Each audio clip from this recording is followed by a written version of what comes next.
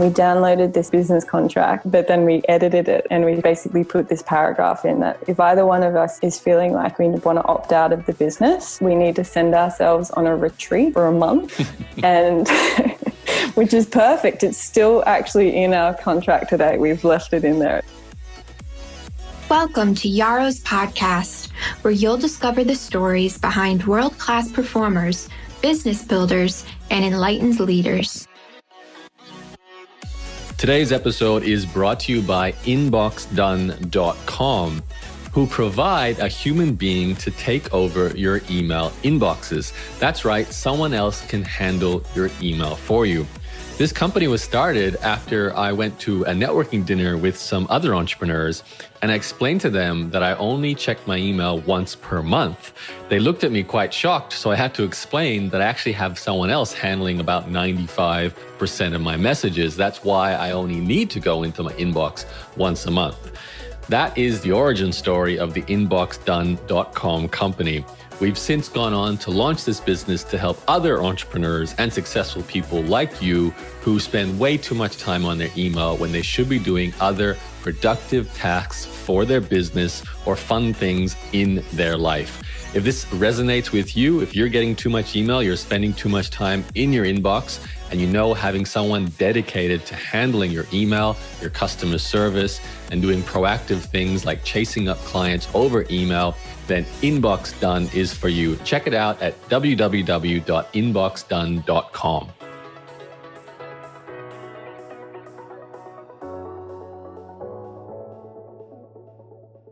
Hi, this is Yaro, and welcome to a show.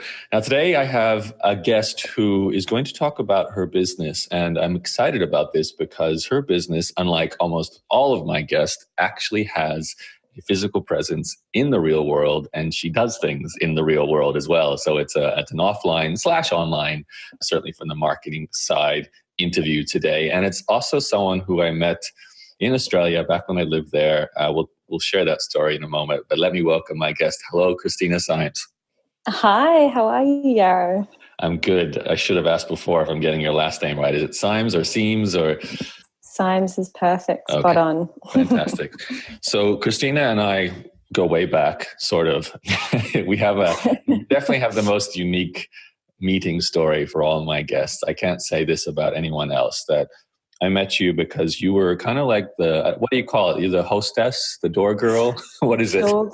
Door girl, yeah, at a bar in Brisbane called The End. And it's crazy that we met at that time because that was a very pivotal point in my life where, I was changing careers. I was working on the door as a second job to save money to move overseas and study interior design in Florence. And you met me a couple of months before I left, and now I'm here with my business, and we're chatting online, which is amazing. It is. Now, what is that business, so people know what you're here to talk about? So my business is called We Are Tribe, and I run it with my best friend Jess, and we are interior design and styling. But we kind of call ourselves a bit of a multi-platform business because we do product design, we do brand partnerships, we write articles, and we basically, our business is split up into two sides, one being service-based and the other side being more educational, where we, try and act as a bit of a voice in the industry. So for those listening who want to check out some of Christina's work, it's wearetribe.com with 2 I's in tribe. And I'm sure you could Google We Are Tribe and that would come up in a search too. I recommend you go to the portfolio page so you can stare at the beautiful designs in all these different stores around Australia by the looks of things. Yeah, and globally now too, which is been amazing. So the business is about 5.5 years old now, and we launched it in Sydney when I got back from living in Florence, and I did a stint working in Berlin after my studies as well. But my whole plan was to go study the course with the idea of coming back and starting the interior design business with my best friend Jess. So she came to me before I went away or decided to study, and she was like, I want to start a business with you. And we were both at this phase in our lives of not really being content in our current jobs. Mine was, working in marketing and styling, and I was running a production company with another woman at the time, which that business didn't work out, which was an amazing learning curve pre-starting We Are Tribe. And I just said, look, if I'm going to start doing interiors with you, I want to know what I'm talking about. So I, applied for this course, and only 14 people get, selected every semester worldwide to go, and I got accepted. And within 3 months, I had my bags packed and on my way. And so I studied there, did the 1 year intense course, which was phenomenal, and got back, and we launched Tribe in Sydney. And from there, we've just kind of been building it into what it is today. It's an amazing story, especially given, I remember, because we were at this kind of cocktail lounge kind of bar. And I remember spending more time outside, probably because inside was loud and noisy and difficult to have a conversation.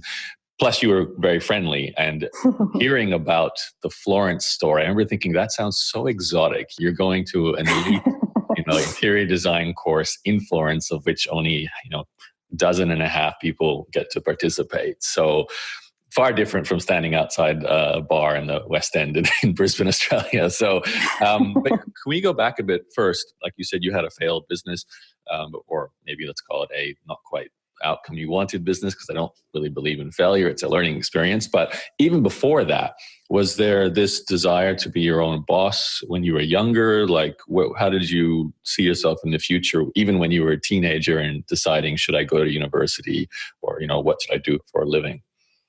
Yeah, 100%. So when I was in high school, I didn't really apply myself. So I was very sports focused and very creative.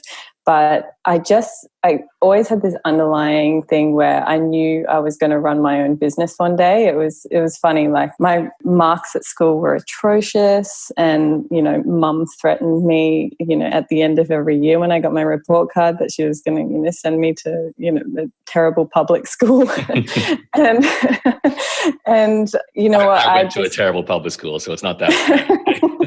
No, exactly. And public schools are great. So, it probably would have been better off sending me there. But I just didn't know what I wanted to do when I was younger. And I didn't, really put an emphasis on my strengths yet. But when I finished high school, I knew I wanted to work in either fashion or in interiors. And my dad's an architect, and I always had an interest in interiors. But when I finished high school, I decided that I was going to keep interiors as more of a, just a personal passion and things. And I went into the fashion industry, and I was working as a stylist, and, won a small scholarship in Sydney for a short course, and then went from there and was working, with some really good brands and doing amazing shoots. But along that journey, I met another woman who was a stylist, and she'd already had a production business. So organising campaigns and big production shoots for brands right from start to finish. And so she basically was working alongside me on a couple of projects and asked me to come on board as a business partner 50-50. And at the time I was like, amazing, this is what I want to do. And, we got along really well, and we worked really well together. And I basically just, quit my part-time job I was doing a marketing job, or juggling a couple of jobs at that time. This was my early 20s. And I went into business with her for a year. But what went wrong was we had no business plan. We were just getting clients whenever we could. There was no structure to it. There was no, kind of overseeing finances and what was coming in and what was going out. And, sure enough, and understandably, it fell apart in the end, and we weren't bringing in enough income to support, 2 wages. And so we decided to part ways, and it really crushed me for about, 10 to 12 months. I was just so heavily invested in running that business, and I was emotionally invested. And so when it didn't work out, I was feeling really deflated, and it just kind of, I didn't really know what my direction was for a bit. And so I had many conversations with my best friend Jess, and I was like, what do I want to do? And she was like, what do you love? Like, what do you, what are your interests? And I was like, what? I was like, I don't actually even want to work in the fashion industry anymore. Like it had become a job for me versus a passion. And I was at this fashion week in Sydney, and I remember sitting there when I was trying to contemplate what I was going to do next. And I saw all these girls like buzzing around working at the event. And I was like, these girls love this industry. And I'm just, I like wearing jeans and a t-shirt.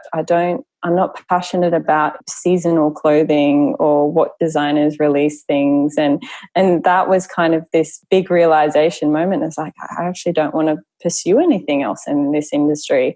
And I realized that, when I was getting on a plane, I was buying Vogue Living or, interior magazines to flick through versus fashion magazines. And I was like, you know what?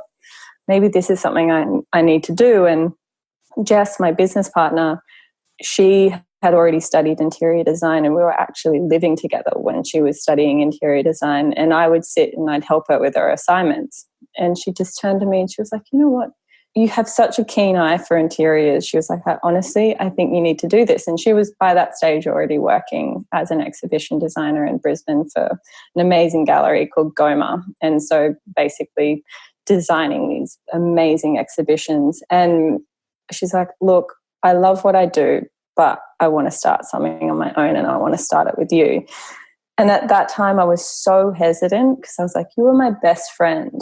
I was like, I just had a business partnership fall apart. And at that time, when we parted ways with my old business partner, we didn't talk for a very long time. It was one of those, kind of both of us feeling quite scarred from the experience. And not that it was a bad falling out at all. I think, after that experience, you just kind of feel like you need a bit of space. And her and I are actually on, very good terms now and moved past that. But I was like, I can't go through that again if something falls apart and if it doesn't work out. And we just kind of said to each other, we were like, let's just give it a go. And friendship comes first and foremost, like right from the start. And we downloaded this business partnership from online, which is like a business contract. And it was hilarious. We just Googled it, but then we edited it. And we just said, we basically put this paragraph in that if either one of us, is feeling like we want to opt out of the business, we need to send ourselves on a retreat for a month. And which is perfect. It's still actually in our contract today. We've left it in there. It's amazing. But we need to go on a retreat for 4 weeks and then come back and rethink if we actually want to opt out. That's great. Very. It's amazing. But she was the one that encouraged me to study it. And when I went over to Florence, as soon that first day, and the lecturers were phenomenal, like nothing I'd ever experienced in Australia. My lecturers were working for like the creme de la creme brands over there, and they'd come in, just lecture us for an hour, but then go off and be working for Italian brands like Morosso. And my interior design lecturer, his dad was a famous architect, and it was just learning from the best. And I was such a sponge, and I ended up completely acing this course and getting basically A+ for every single subject and like 100 out of 100. And my mum was just like, why couldn't you get this at high school? Yeah.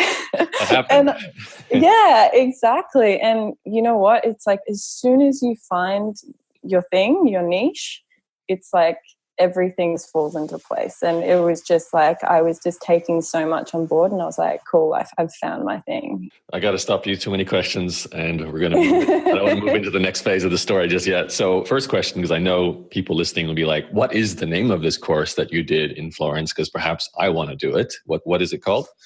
It's called the Florence Institute of Design International. And so it's an English-speaking course, and anyone can apply from around the world. And I think they've expanded the school since I've been there, so I don't know if it's just 14 people per semester per class, but it's incredible. Like, I highly, highly recommend. I've had people contact me on LinkedIn and Facebook that have seen me, complete strangers, that have seen me like linked to the Florence Institute of Design LinkedIn, and they're like, tell me about it. And I cannot rave about it like enough. It's an intense course. I only did a 1-year diploma, but it's 5 days full time, and you basically go in, you learn, within an hour or two certain subject, and they're like, great, you need to bring back this assignment next week, and you also need to self-teach yourself like additional amount from these YouTube videos that we send you.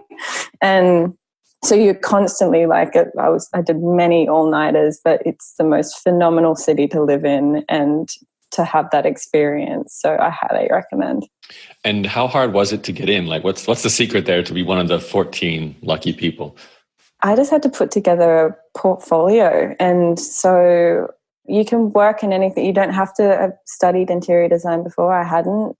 But I basically told a bit about my background with my work. And then I put together, I think, from memory, an interior scheme and a floor plan, and basically just showed my style and got accepted from that, thankfully. So I remember the couple of days after putting in the submission, and I could barely sleep, and I kept on waking up in the middle of the night and just checking my emails. And it was, I think, about 3 a.m. in the morning when I finally saw that I'd been accepted. And I woke up my partner at the time, and I was like, oh my God, like, I'm going.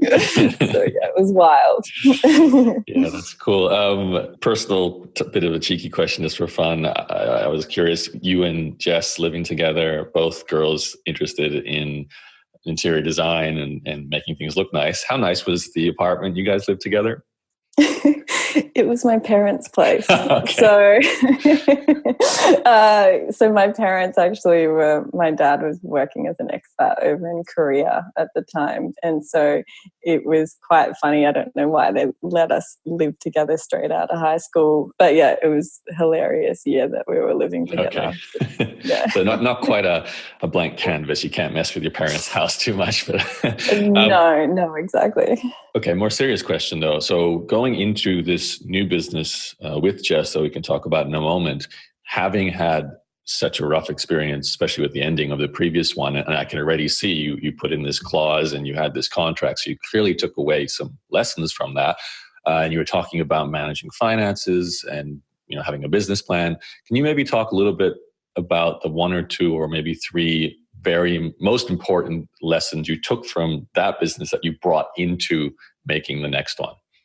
Okay, so I think definitely having a business plan or just a vision, because I find that business plans constantly change and you need to evolve as you go, because, certain jobs come on board that you weren't expecting and stuff. But I think having, like whether it's even just a 6-month, vision that you can kind of work towards. And then I highly recommend even, right from the beginning, even if it's a bit of an expense, getting a good financial team or just a financial structure around you. So we were really fortunate that a friend of ours ran a financial planning practice, and he took us on board. He wasn't actually even a friend. He just went to the same high school as us, and we knew that he was running this business, and our accountant at the time said, I think you should speak to Darren. And he had taken over his dad's business, which was kind of just a regular financial planning practice, but then remodeled it to work with younger entrepreneurs, with startup businesses. And he's doing incredibly now. Like, a lot of his businesses that he looks after are just, booming. And right at the beginning, he said, look, girls, I believe in you, and I'm not going to charge my services until you are actually successful, which was amazing. And, we just got a bookkeeper straight away to kind of, make sure all our tax and everything was in place. And then we also signed up to a program called Xero. And so we have all our finances and things in that we can see. So, and we work with Darren to kind of, set targets and stuff. So I think having your own little business plan and having a financial team, that's big. That's accountant, bookkeeper, and advisor, all three of them. If they can all work under the same umbrella, that's great. It just means they can all talk to each other. And then thirdly, I think it's just, be a dreamer as well. I think think big and don't let other people, deter you by their own fears. I think it's kind of, you can have a plan in place, but I also think constantly evolve your ideas and, believe that anything's possible. Mm. Yeah, it'd be interesting, I guess, because I know you would have probably had some big dreams for the first company, but the lack of the plan and the accountability with the finances and that sort of thing kind of would have been the downfall, I would assume, and you would have taken a more mature approach to the financial realities of running a business, perhaps. Exactly. The second one, yeah. So let's go into that story. So you finish your course or your diploma in Florence, and now I have no clue whether after you have a diploma, what do you do to start a business? Like, you must have had some sort of plan in place. You're thinking, okay, Jess and I are going to, I don't know, rent an office, or do we just try and get our first client? What happened? How are you thinking about this? Okay, so we both moved to Sydney at the same time as soon as I got back from overseas, and we both got part-time jobs. We were like, okay, so we obviously need to still pay for rent and food while we are setting up the business. But our first interior job, we were really fortunate. It was a friend of mine who has a retail brand, and he was like, hey, I heard that you're back and you've done interior design and we need a fit out for our store. Do you mind designing it? And so that was our first client, which it turned out to be amazing. We ended up doing three more of their stores, but we definitely underquoted at the time, because that's one thing about starting a business. You have no idea, majority of people have no idea what people charge. So it kind of, I laugh at how little we made from that job, but we got it professionally photographed straight away once it was done, and had a website built. And, we'd set up an Instagram. And I think our main thing right from the get-go was just to make ourselves present in the industry as fast as possible without, obviously, having that much to show for it. Can I just ask you one question about this first job before you move on?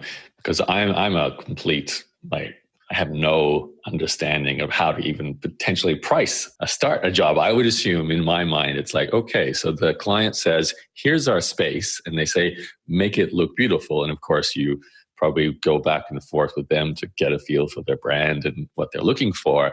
But it's not simply a case of going to the local furniture store, buying some random pieces, sticking it in there, and then charging a consulting fee, is it? There's more to this. Can you kind of explain, what actually does an interior designer do, and how does that work?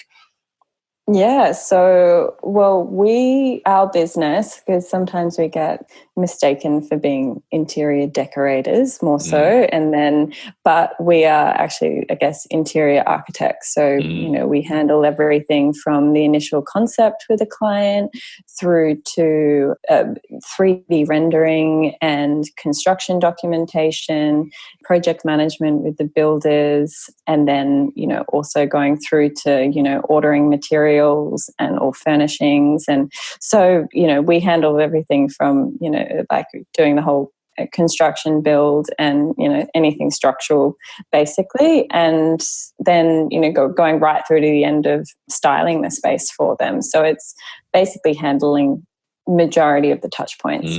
So that first job, can you say what their business was? Like what type of business they had? Yeah, so it was a fashion clothing brand, and so it was for one of their flagship retail spaces in Brisbane, actually. They were based in Sydney, but they were opening another space in Brisbane. So that sounds like quite a lot of technical aspects to what you're just described, the rendering. How did you feel like delivering this to this first client? I mean, you were fresh out of school. I know you had some previous experience with the other job, but was it daunting? Were you kind of building some of this on the fly, or was it just all natural for you guys?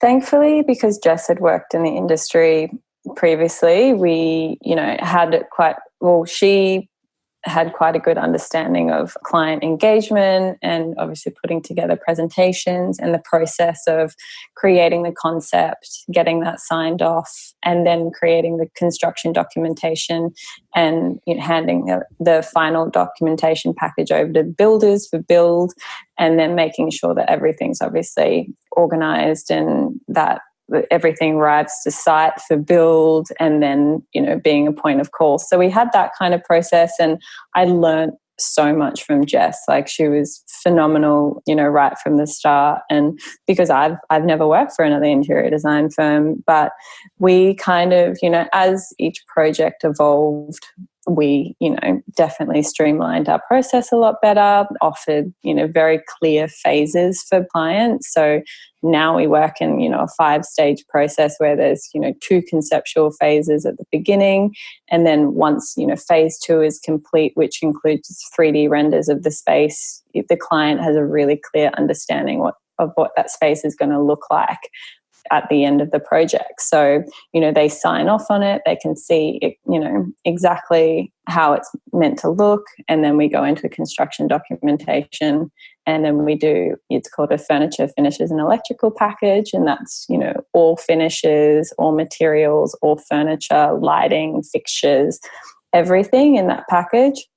And that's, pricing and lead times. And then we hand that over, and then we order everything to site. So it's all ready for build and everything gets completed on time. Okay, thank you. I feel so much clearer now on what exactly you do. That's very helpful. What I am curious about, and I guess this is what you were just describing before, you're entering a somewhat specialized, I don't know if it's a crowded space, if there's a lot of people who do what you do, but it does seem like it's one of those areas where it's a lot about your creativity, and it is a design business. It's not like a nuts and bolts, we always do the same thing.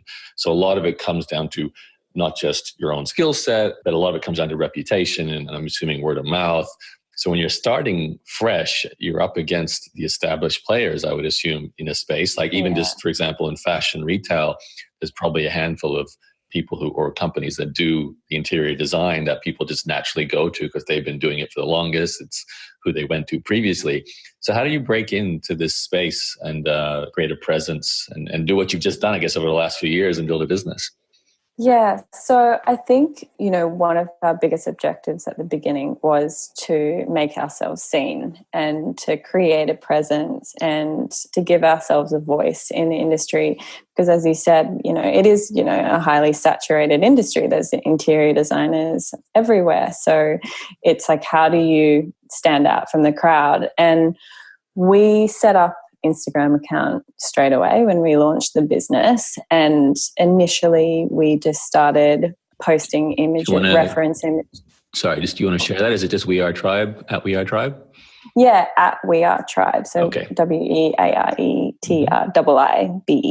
And and so we, launched the Instagram account and we were like, okay, we want to create a community. That's where we got the name as well, tribe. We wanted to basically attract like-minded people, and that's basically our slogan as well, which is designing spaces and products that we love for the like-minded.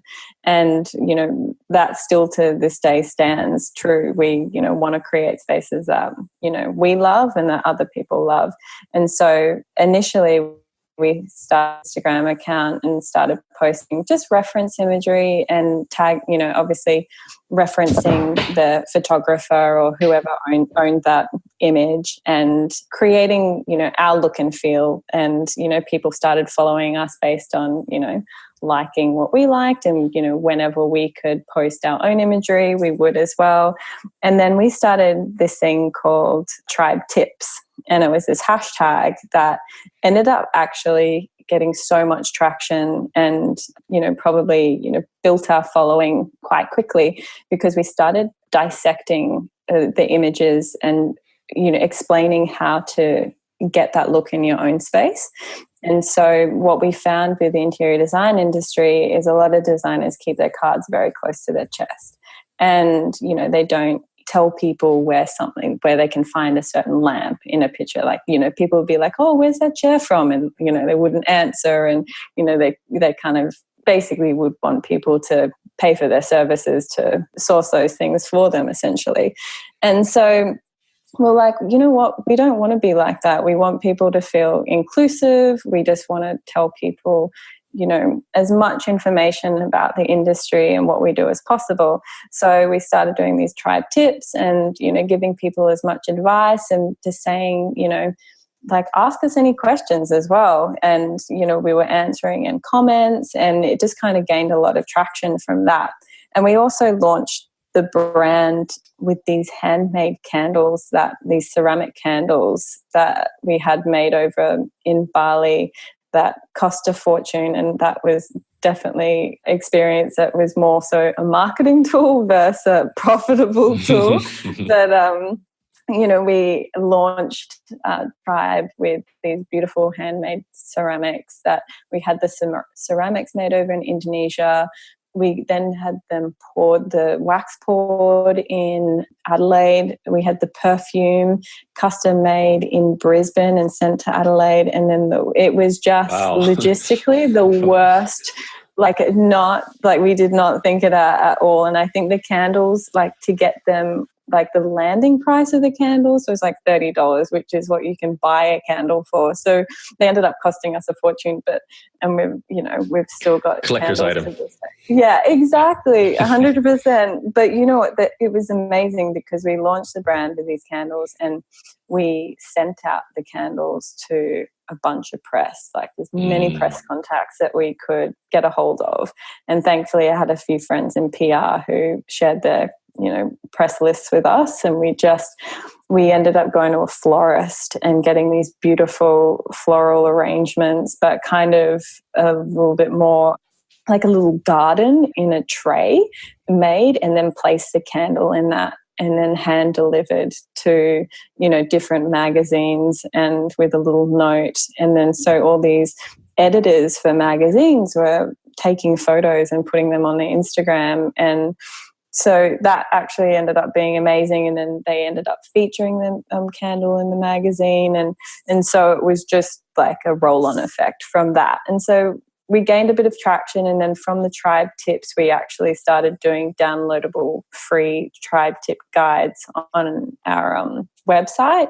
And so people were going on the site and downloading them, and they'd be on different topics like, tribe tips on how to do a kitchen renovation, or tribe tips on how to choose the best flooring for your home, and, all different kind of topics. Or, so it was kind of we were just trying to give as much advice as possible at the beginning, so that, you just gain people's trust, and, people believe in you and what you're saying. And so, when you do build up your own imagery of your proper projects and you share them with people and stuff, people are a lot more, responsive to it and supportive. And so, it just did quite well from the start. I love it. You're doing content marketing, which is my world, and you're triggering there's a concept that I learned over a decade ago called moving the free line, which simply means giving away what you may have charged for in the past.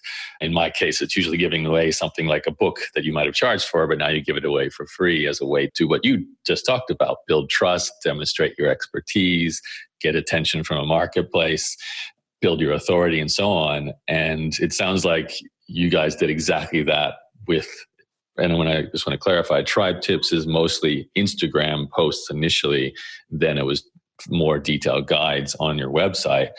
And you moved to Freeline because previously the interior decorating or designing companies would have been keeping that information as only available if you hire us. And you're saying, no, let's move this to free content in order to build that following, get our presence in the marketplace. And then, of course, I'm assuming you can tell me, did you see that turn into paying clients as well? Yeah, still to this day, we get the most referrals through people who follow us on Instagram. And so actually, now it's building up to more clients that are continuous clients. So retail spaces, which are rolling out multiple stores, or, residential clients who have multiple projects. But initially, a lot of those people, you contact us through finding us on social media. Do you know how that works? Is it a case of following, I guess, various people in the design space, and then is it your hashtag? I'm always curious the discovering process. I know once you're discovered, sure, they click the follow button, they keep seeing your images, they're in your world. But that initial contact point, are you versed a little bit on how they're first discovering you, or is that a little bit of a word of mouth mystery? I think it might be a little bit of a word of mouth mystery. It's definitely, it definitely amazes us how people kind of discover us, or the amount of times if I've just been out at dinner and I meet someone brand new that I've never met before, and they're like, oh yeah, what do you do for work? And I'm like, oh, I have a company, We Are Tribe. And they're like, I follow you.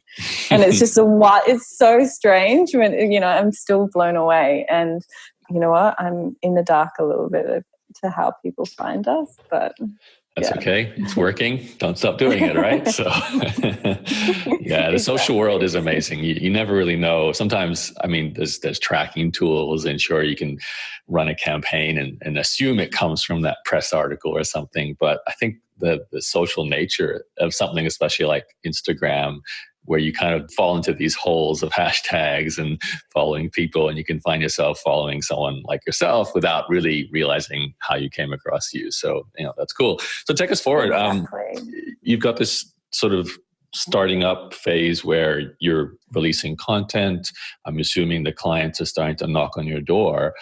Again, I don't know how your industry or your service works, but can you get overwhelmed? Or I can only imagine you can't be doing 50 of these stores at once, especially during the early days. So did you have a kind of a growth spurt and struggle to maintain, delivering services, or how did it roll out? 100%. I think the first year, obviously trying to get in enough work to give us a substantial, or even just an income that we could get by on, was, definitely tough. We were still working part-time for You wanted the baller income to begin with, by the sounds of things, Christina. Exactly. Yeah, exactly. And you know what? Going from having a full-time wage and then working for yourself, those first couple of years are tough. And it's, some people might launch a brand or a product and, be earning heaps straight off the bat. But when you're building a service-based business, you have to build, a reputation as well. So that first year, when we completed that first retail space, and it was for a brand called Age, we had that photographed, and then we ended up getting a couple more projects off the back of that, which was great. We, got a restaurant and then a couple more smaller things. But at that time, we were just building the brand so much, and on all touch points. So obviously the marketing side of things, social media, making sure that we were posting every day, making sure that we were trying to get as much press as possible as well. So we were, contacting a lot of media directly and just kind of pitching different story ideas to them as well. So that's another way that we've had a few referrals, is from people seeing articles and stuff that we've either written or been featured in. But it wasn't until the end of that first year that we went full time. And I still remember the day that Jess called me and she said, look, because she was working at a cafe when we were setting up the business, and she was getting up at 5 a.m. And then I was working as an interior stylist for a company, and we were both working part-time, but we would, finish the day and then either go to my house or her house and continue working until late at night. So we were burning the candle majorly at, both ends right from the get-go. And the day that she rang me to say, she was like, look, I've quit, and we're going to without talking to you first. Wow. yeah. Well, there was talk around it, but she was just like, no, I'm not getting up at 5 a.m. anymore and working till close to midnight. It's both of our personal lives were suffering from it. Both of our partners at the time were just like, we don't see you enough, and it was just it was so stressful on trying to build a company that you're so passionate about. And she rang me and she just said, look, so I've quit, and I think that we have enough coming in the next 3 months financially to hold us over. And that was, I'm talking probably, 300, $400 a week each, or like not some weeks, not, but like just enough to cover our rent. And Sydney's expensive rent. Like it wasn't, and that was a lot of like, gosh, our partners were amazing, during that time and supporting us a lot. So, we were very fortunate in that sense that they allowed us to build the brand. But yeah, so I was like, okay, cool, like $400 a week, let's do this. Like, and so I quit as well. And then sure enough, as soon as we both went full time, it just changed significantly. Like we just had so much more time to invest in it. And, more work came in. We had more time to pitch projects. We had more time to contact people. And it's just like taking that plunge is, it's so daunting, but we turned around the business and managed to, increase our salaries, by a few $100, like within a few months. And to get it up to a wage that was, manageable, to get by for a while. And then we, slowly, increased it. And then we ended up hiring our first staff member. I think it was probably about 2.5 years in, we managed to hire our first full-timer. But prior to that, we had interns. So we did kind of build it so we had support. But initially we kind of paced ourselves in terms of paid staff. So we got it to a stage, and then now we've got a couple of offices in Byron, and I'm based in Melbourne. I've just left living in Sydney, and I fly in and out of Sydney every month now. So yeah. Tell me about this first hire. What was the first job that they did? So the first hire we actually got on board was a graphic designer. So one area of the business that Jess and I knew that we should step away from, that was absorbing a lot of our time, was our social media presence. So doing Instagram, and then also these tip sheets and running the website and building that. So developing it. So there was actually a girl that worked with Jess at that part-time job when she was at the cafe that she met, and we kept in touch with her, and she had done a little bit of work for us. And so we hired her to help us out, and she would schedule all our social media posts, and she would build our tribe tip sheets, downloadable sheets for us, and then basically build web content and anything graphically that we required. Yeah. Can I ask what that looks like today in terms of your online presence? It's obviously Instagram, but are you on Pinterest? Are you on Facebook? What does it look like?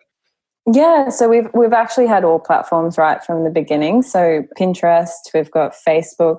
We're not that active on Facebook. We never really pushed that platform. We didn't find it was the best for us. And personally, Jess and I don't really use Facebook too much. So it didn't really feel right for us to try and push on that platform when we felt that Instagram was, doing a great job. We would share images and content from Instagram to our Facebook page. But now the platforms that we mainly use are Pinterest and Instagram. Right. I was going to say, I thought Instagram's obvious and Pinterest is obvious. So going forward with the rest of your team now, maybe you could fill us in on what it looks like today. What is We Are Tribe as a company? Who's part of the team? You said you're living in Melbourne, flying to Sydney to service customers there. You've got a Byron Bay office. Is that where Jess and the rest of the team are? Like, what does it look like today? Yeah, so one of our other full-time staff members that we got on board in Sydney, she was originally from Melbourne, and she still works for us, but she's actually just gone overseas for 6 months. But she came on board, and after a year, she said to us, she was like, look, I'm really missing Melbourne and I'd like to move back, but I'd still like to work with you. And so she ended up working remotely from Melbourne. And then a girl that Jess had studied with was moving back from the UK to Melbourne. And so we hired her as well. And so our expansion to Melbourne was actually really organic and amazing because we trusted these staff. And so we were flying in and out of Melbourne from Sydney. And now my business partner, Jess, she has moved to Byron Bay, which is actually part of the plan the whole time. She's always wanted to live there. And we're very big on, supporting kind of our personal goals as well. And, it wasn't my desire to live in Byron Bay, even though I love it and I can visit it all the time. I don't think I'd live there just yet. I'm definitely a city person. But she fell pregnant actually at the beginning of this year. And that kind of changed our plan. This is what I was saying earlier. You can have a business plan, but you can't always stick to it. So the plan was that I would stay in Sydney. I would hire more staff in Sydney. We'd continue to have our Melbourne office, and she was going to move to Byron and build a team there, because there's actually amazing work in Byron and Queensland, and we actually get a lot of work up that way.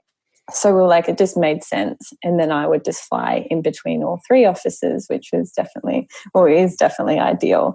But when she fell pregnant and we were trying to hire new staff and we were looking for a new office space in Sydney to move to because our lease was up, and nothing was really eventuating the way that we had planned. And we had these interviews back to back one day, about, I think it was like 6 interviews.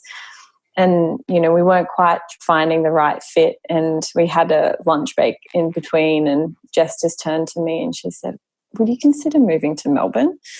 and it was just so funny, because my apartment lease that I was living in was finishing in 2 weeks' time.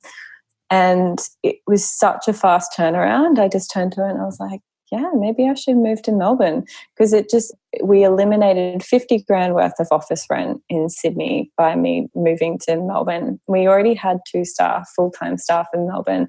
I could build the team there. We'd already done our legwork in Sydney. We had a presence. People knew, we had we still have lots of clients there. And I could just, most of my meetings with them, site visits. So I go to their place, or, if I was meeting a new client, there's plenty of amazing co-working office spaces that you can hire meeting rooms. And so you can still have that professional front, but you don't necessarily have to outlay, 50 grand of annual office rent. And then it just means we can, expand the team in Melbourne. So she's moved to Byron Bay and she's going on maternity leave in October. But then when she finishes up maternity leave in February, she's going to get a new office space in Byron and hire up there. So, and I'm just going to fly in between all three. You mentioned off air that you might have some overseas jobs, or maybe you already do have some overseas jobs. So is We Are Tribe going global? Yeah, we have been for a little while now. So we are working on 7 holiday homes just outside Mexico City at the moment, in a little town called Valle de Bravo. How did that happen? How does this client find you? It sounds so random. Okay, this is actually an amazing story. One of the guys that I studied with was from Mexico, in Florence. And then he introduced us to his friend who came out to Australia and was studying architecture. And he came and did an internship with us for about 6 months. And then, we kept in touch when he went back to Mexico, and he contacted us and said, I want to partner. When he'd finished his architecture degree, he started his own architecture practice, and he was like, I want to collaborate with you guys. And so now we're working on this amazing holiday home project with him, which is unbelievable. And we went over in January and saw how everything was progressing. And then we have a retail client over in Auckland at the moment. And then, as I mentioned to you, I've got a project in Toronto, which is a high-end cannabis store, which is the most interesting, fun project. I bet. It's definitely a booming industry, and it's an interesting kind of client, and all the obviously legal side of things, and building a space that you have to, at the moment we're designing glass canisters that you showcase the flower in, but people can't touch it, but you need to be able to smell it. And the client specifically said to us, we want to design a space that's not medicinal at all, We want it to be, a wellness space, and just like, it's honestly, it's going to be like a day spa. Wow. Yeah, it's pretty funny, interesting. It's clear your company is growing and you're going so global. How do you two, as founders, manage to keep delivering, your level of quality that you want to, when clearly you're getting pulled all over the world and you can't personally keep going to every single client's space, many times, but at some point in the future, maybe never. So is the idea to hire a team that can basically do what you girls have done as founders and become the creative designers of spaces from the start? Or is that already happening? That's already happening. So we've definitely been really mindful of this, because right from the beginning, we were definitely the front of the business. People were hiring us because of Jess and I and our, particular style and aesthetic. But, now we are really evolving our team. We are rehiring at the moment. We've got another girl starting full-time in a week, and we work with a lot of subcontractors. So, we, rather than hiring someone full-time in-house, we have a lot of people like globally that, do construction documentation for us, or, with the Toronto project, we're partnering with another interior design firm, a girl I actually studied with in Florence, who's one of my best friends. And she lives over there, and she came to us with a project, and she was like, this project is perfect for you guys, and I'd love to collaborate. So, we work with different designers, and we're quite collaborative in that sense, but we do outsource a lot of work. So at the moment, especially with Jess going on maternity leave, we've really been restructuring the business so that I obviously don't get too snowed under when she goes away. And we're building a team at the moment of designers that I can really trust, and that will, run the projects from start to finish, have a lot of client contact. I will, schedule just in meetings to look over concept and give any feedback. But, I can primarily then have the freedom to obviously run the back end of the business, obviously make sure everyone's wages are getting paid.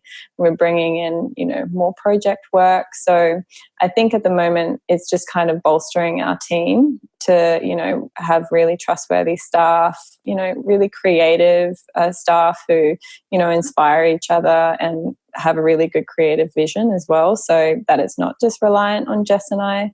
And then, going from there, I think, we want to build up. I think our goal isn't to necessarily build a business with, a huge team. Like, we don't necessarily have the desire to have, if it does go that way, then incredible. And if it scales in that direction, but we don't necessarily need a team of 15 to 20 staff. If we're bringing in the projects and have, enough, manageable staff to handle it and can outsource, work when required, I'd prefer that than to, really feel like we need to scale fast and just get, multiple staff members. You're talking about so many subjects that most people in my space would be saying, oh, I studied this book on how to grow a team, or I took this course on how to grow my Instagram. Have you ever done any formal training on, scaling up a business? I can think of a few books myself. I've read recently one called Built to Sell, which is all about building a team that can do what you just talked about, run the business without you, even in a creative role. And of course, social, that's a skill set in itself. So have you, either of you as founders, gone through training besides training in the craft of interior design itself? Yeah, so I actually, the course I did straight out of high school, I just did a one, I should have mentioned that before, but I did a business and event management course straight out of high school before I went into the working field. And so I learned a little bit around that. And then Jess, while I was overseas in Florence, actually did an online course called The B School by Marie Folio. Okay, yeah. Yeah. And so, we did structure the business slightly based on that. Like we did, some of those kind of tasks and, things that she gives you to build up, write down what your ideal client is like, and, you know, what are they called? What do they do as a career? And, you know, it kind of helps you streamline your marketing and your voice and, you know, what you're saying. And we found that kind of helped us at the beginning to create our look and feel and things like that. But then, yeah, I do read a lot of business books as well. And I get like a little bit of advice from mentors. So I'm reading a book at the moment called The E-Myth. Have you heard of that one? Michael Gerber? Oh, yeah. That's from the very first business books I ever read when I was about 18, 19, so 20 plus years ago. I actually had him on the podcast at one point. Yeah, it's a classic. Amazing. Yeah, so I only just got told about it recently. Better late than never. Yeah, exactly. I am actually happily surprised that I'm reading through it, and I'm like, I already know this. Yeah, and we're already applying this. It sounds like you're doing it all, so you know, it's great and it's inspiring. Yeah. Christina, a couple of questions before we wrap up here. Last sort of 5 minutes for the listener here who's thinking, I've got a creative skill. Maybe it's in a similar industry to what you're doing, maybe not. And I know they're probably thinking, well, I'm not sure if I'm good enough. I'm not sure how to create that presence because I don't know, you know, what's my story angle? What's my hook? How am I going to get press to talk about me? Because I don't feel like I'm that special, or maybe I'm not that talented. All these sort of self-doubt thoughts in their brain, not to mention just the daunting task of all those elements of growing a business, like you said, the controlling of the finances, the hiring of a team. It can feel very overwhelming very quickly, especially in an interview like this, where we've kind of covered years of your life. And it's almost like, oh my God, there's so much to do and learn. What do you say to a person who's Christina and Jen right back at the start, who are about to try and find their first client and go into a crowded space that's difficult to stand out in? What do you advise them to do, whether it's mindset or even studies or the practicality of doing this? What would you suggest are the most important things? I think one of the things, and I've had this conversation with a few people who have been starting their business and asked the same question, you have to really believe in what you're putting out there. And I think going back to what Jess and I, our slogan of designing spaces and products that we love for the like-minded, we're like, you attract your tribe. And I think whatever product or, you know, service you want to put out there, don't do it because you think it's going to bring you a lot of income and things, because thing is, people see straight through that, which is what I've found. It's, you know, what you believe in and what your product that you're putting out there, like, you need to love it. And you need to, I think, you know, whatever that we were saying on our social media, whatever we were doing for our clients and, you know, products that we were creating, like, we personally, like, would buy them ourselves, or, you know, we would buy into that, or we would believe in what we were saying, you know, hearing. So I think that's one of the key things. And then I think as well, get as much advice as you can right from the start. Talk to people that have started their own business, you know, get advice about, you know, what they did wrong, and so that you don't make the same mistake. And then, you know, and how they structured it at the beginning. I know that people like, I don't even know where to start. And it's just like, put your idea down on paper and just see how it can work. And, you know, even if it's just a 1 month plan initially, and it's like, okay, by the end of this month, I want to contact this many people, and, you know, or I want to try and earn this much income or make this many sales, and just work towards that. And it's just stepping stones. But I think it's talk to as many people as possible to get advice right from the get-go, and talk to people that you believe in, I think, you know, and you value their advice. So I think there's also that, you know, fine line between getting too much advice or also taking on negative advice too literally. So I remember reading, when I finished my studies in Florence and before I moved to Berlin, I actually read The Alchemist. And, you know, one of the things I took away from that is, you know, life is always going to give you hurdles. And, you know, it's almost like, how are you going to take on that lesson? Is it going to deter you from the next step? Or, you know, is it basically giving you that lesson to go, okay, that wasn't the course I was meant to, you know, right course I was meant to be on. what steps can I take next? And, don't get knocked down. Like, always pick yourself up and take it on as a lesson rather than a setback. Mm-hmm. What's your advice regarding partnerships? Do you recommend them? Do you think it's okay to go solo? I highly recommend it. Right from the beginning, that was one thing, saying before of like negative advice. The amount of people, like our parents, close friends, were like, I don't think this is a good idea going into business with your friend.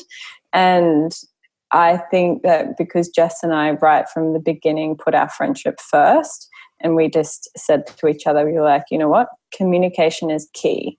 And we had that open conversation. It's like, even if one of us is annoying each other or, you don't agree with each other, I think it's like you need to work through that and you need to learn how to talk to each other and listen. So it's basically, even if you don't agree with something that person is saying or putting forward, or you don't like something, that, like, saying aesthetically, you still need to take it on board and then meet in the middle. And that's what we've the best thing about Jess and I is that we've, definitely right from the start of just being really honest with each other, and we don't take offense to each other's comments. So we're not rude to each other, but we definitely listen to what each other say. And so, I think it's just worked perfectly that way.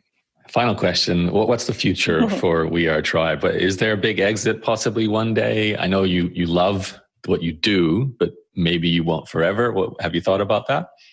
Yeah, sure. So we have a few different plans, and whatever way it kind of goes, we're happy. But I think, if we do just decide to kind of build up the business, we kind of see ourselves either partnering with another design firm, whether that's an architecture firm, and, kind of having a business that hopefully can run itself essentially, or build a team that, we can step back from and kind of not have as much involvement down the track, or, just kind of be more board of directors.